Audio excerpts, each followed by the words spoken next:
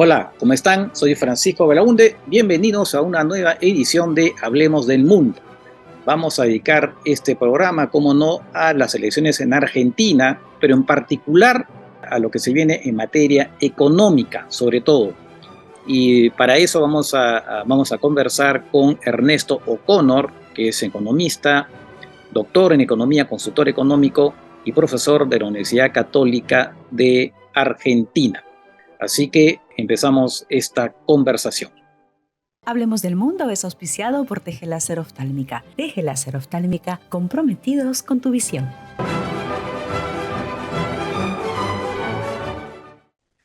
Bien, muchas gracias por haber aceptado la invitación para hablar de la elección de Milei y sobre lo que viene en la parte económica, ¿no? Ernesto, gracias nuevamente. Hola Francisco, ¿cómo estás? Bueno, muchísimas gracias desde Argentina por esta invitación, ¿no? A compartir un poco estos puntos de vista que son también preliminares ante un nuevo presidente. Claro.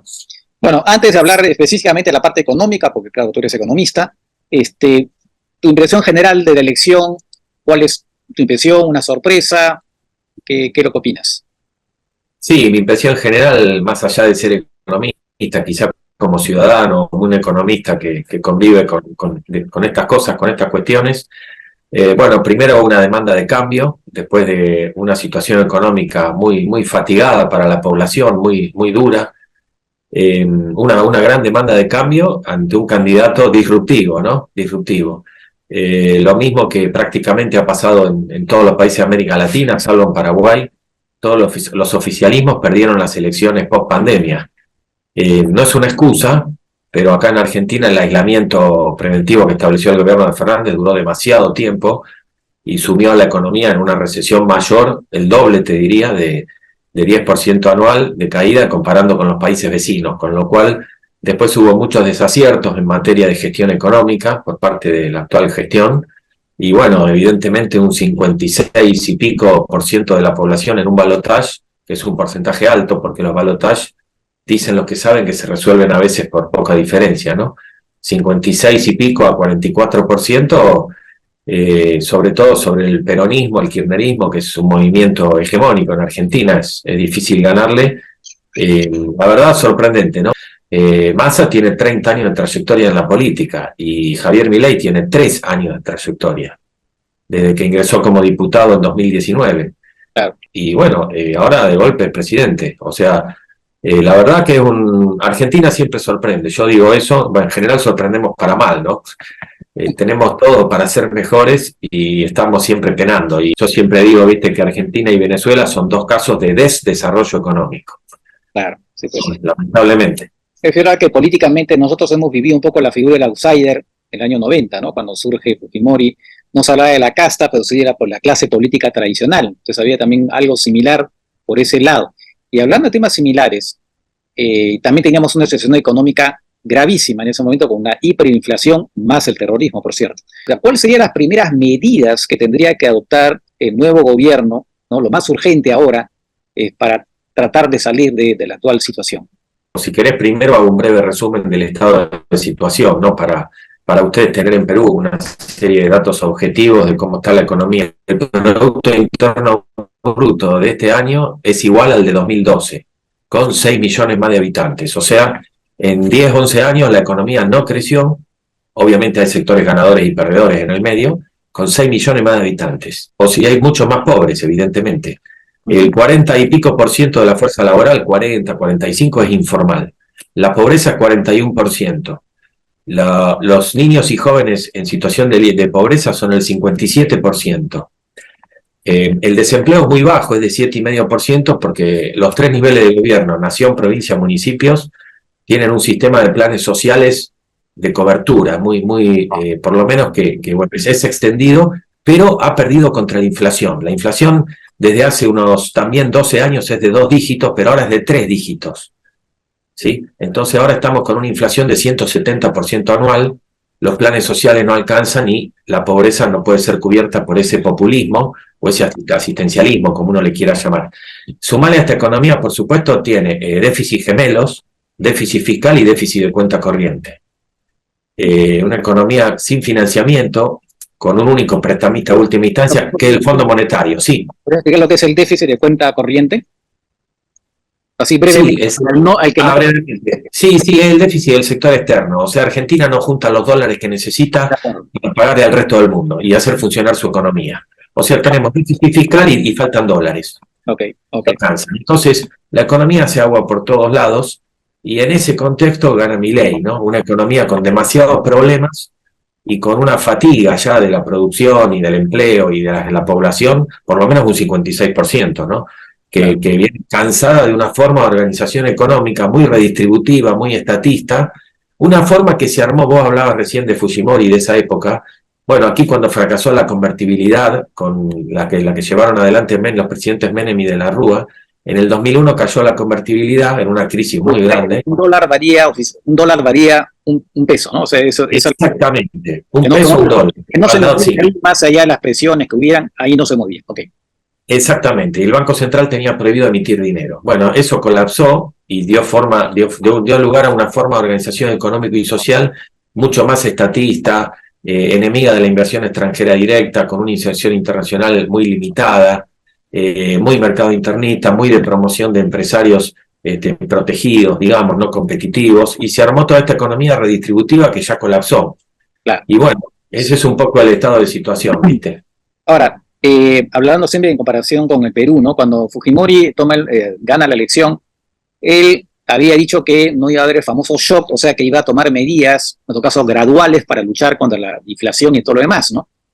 Pero se produce el shock, o sea, ¿qué cosa significó? En esa época habían precios controlados, ¿no? Varios precios controlados. Dijo, bueno, se acabó todo esto y los precios de la gasolina y todo lo demás se fueron al cielo. Fue un choque brutal y tan sensible era la cosa que el propio ministro de Economía, que anunció en ese momento, al final de su intervención dijo que Dios nos ayude. Porque claro, el tema era dramático, pero al final, bajo ese tratamiento brutal, finalmente, efectivamente, la inflación bajó y la economía comenzó a recuperarse. Entiendo que Macri no se atrevió a hacer una cosa, digamos, radical, sino quiso hacerla gradual. Se supone que ahora Milei haría algo distinto, mucho más radical desde el inicio, ¿entiendo o no? Sí, coincido con vos, sobre todo porque la herencia que recibió Macri en 2015, la situación no era tan crítica. Ahora la situación es crítica, entonces eso habilita más al presidente a medidas de shock. Vos recordás que, por ejemplo, Mauricio Macri heredó una inflación del orden del 30% anual y una brecha cambiaria del orden de 45% entre el dólar legal, el dólar oficial y los dólares alternativos, legales o negros, paralelos. Claro. Ahora esos mismos guarismos son 170% anual de inflación. Los 3 últimos meses tuvimos 12,7, 12,5 y 8,3% de inflación mensual, para darte una idea. Y la brecha cambiaria es de 130%, o sea, el escenario es mucho más desafiante y tiene más grados de libertad Milei, me parece, para ejercer políticas más de shock, ¿no? De acuerdo. Y entonces, bueno, me imagino que todavía no se sabe quién va a ser el ministro de Economía. No, hay algunos rumores. Lo que sí es sabido es que Milei, digamos, ganó este balotaje con un acuerdo con la línea con el partido PRO, con la línea más dura de PRO, que es la línea de Macri, el expresidente Macri y Patricia Bullrich, que es la línea más neoliberal, podemos decir, y ahí hay como una alianza en ciernes que no sabemos si van a personas de este partido de Macri van a integrar el gobierno de Milei o no, pero seguramente va a haber una alianza legislativa. El ministro de Economía no se sabe todavía. Milei había dicho que el presidente del Banco Central iba a ser Ocampo, un economista que viene predicando a favor de la dolarización y del cierre del Banco Central, que Milei dijo que eso se va a hacer de manera más gradual, pero ahora no sé qué hará.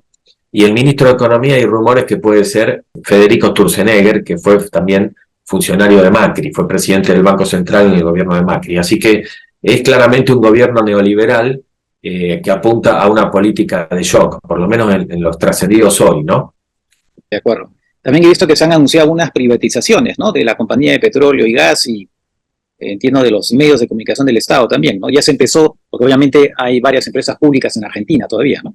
Sí, en alguna entrevista radial hoy, el presidente elegido, Javier Milei, dijo que va a privatizar la empresa petrolera YPF, que bueno, ya fue privatizada, reestatizada, va, viene, bueno, a lo largo de la historia argentina, Él dijo que lo va a hacer, veremos, y también dijo que va a privatizar todos los medios de comunicación públicos. También la noticia que ha sorprendido, si bien lo había dicho en campaña, porque dice que va a privatizar el canal estatal, la radio nacional, bueno, en fin, algunos otros medios de comunicación. Eso no, la verdad no genera ahorro fiscal y bueno, puede ser una medida como para generar expectativas, pero bueno, veremos si lo hace. Ahora, respecto del campo, ¿no? Hay un litigio, bueno, le estoy diciendo al público, ¿no? Hay un litigio muy antiguo entre el peronismo, todo el kirchnerismo y el campo, ¿no? Que le ponen unos impuestos muy altos, incluso a la exportación, ¿no? Argentina, le recuerdo al público, es una potencia agroexportadora, no como el Perú, que nosotros exportamos otras cosas, pero en el caso de Argentina es soya, trigo, pues a la ganadería, la carne, por cierto, y el gobierno de los Kirchner han metido unos impuestos brutales y pues me imagino que ahí va a haber, sin duda, algún cambio total de política, ¿no? Sí, yo creo que sí, eso en principio, según anunció Milei y gente que es referente económico, él va a ser gradual eso, porque los derechos de exportación recaudan 2% del PIB, son muy importantes como fuente de recaudación tributaria. Lamentablemente, porque es un impuesto muy distorsivo, pensemos que hay muy pocos países del mundo que graban exportaciones, como Rusia, Ucrania, bueno, Argentina, no existe grabar exportaciones, no están los manuales de tributación cuando uno estudia economía. Pero bueno, acá se instaló esa idea ya hace varias décadas y hoy día, por ejemplo, para que se den una idea en Perú, el complejo sojero, que es porotos, aceite de soja, harinas de soja, pellets, alimentación, tiene 33% de alícuota de derecho a exportación. Cada productor vende y en vez de cobrar $100 ya de entrada cobra 100 menos 33%. Es un impuesto sobre la venta inicial que es terrible. En trigo y maíz la alícuota es de 12%, en carne vacuna y lácteos es de 9%. O sea, todo ese potencial agroalimentario exportador de Argentina está ahogado por estas políticas que no solo son de impuestos a la exportación, sino que son de prohibiciones de exportación. Por ejemplo, hay 7 cortes de carne vacuna que no se pueden exportar, en el mercado interno le ponen precios máximos. O sea, hay una serie de distorsiones que llevaron a este estancamiento total de la economía que no se mueve, que está parada totalmente. Claro. Ahora, Argentina tiene una suerte, algunos dicen que Dios es peruano, parece uno le da la impresión que Dios es argentino, parece a veces, ¿no?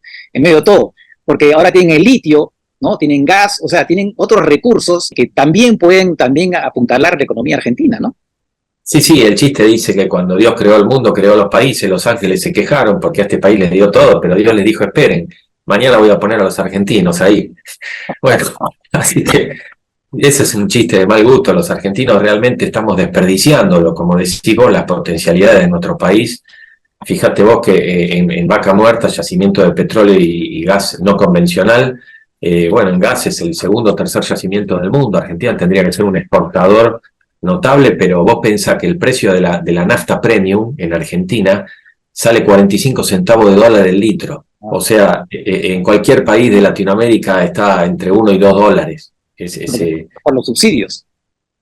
Bueno, porque tienen precio máximo, porque el Estado fija un precio máximo para el barril criollo, el barril crudo, barril criollo que le llaman, y entonces los combustibles tienen todos precios regulados. La mitad del precio es impuesto, y a su vez el precio del combustible es muy bajo. ¿Por qué? Bueno, por el populismo, para que la gente consuma y demás, ¿no? Entonces hay una distorsión de precios relativos enorme, donde el primer precio relativo que está trazado es el tipo de cambio. El tipo de cambio oficial está a 365 pesos por dólar, 365, y los tipos de cambio legales alternativos están alrededor de 900 pesos por dólar.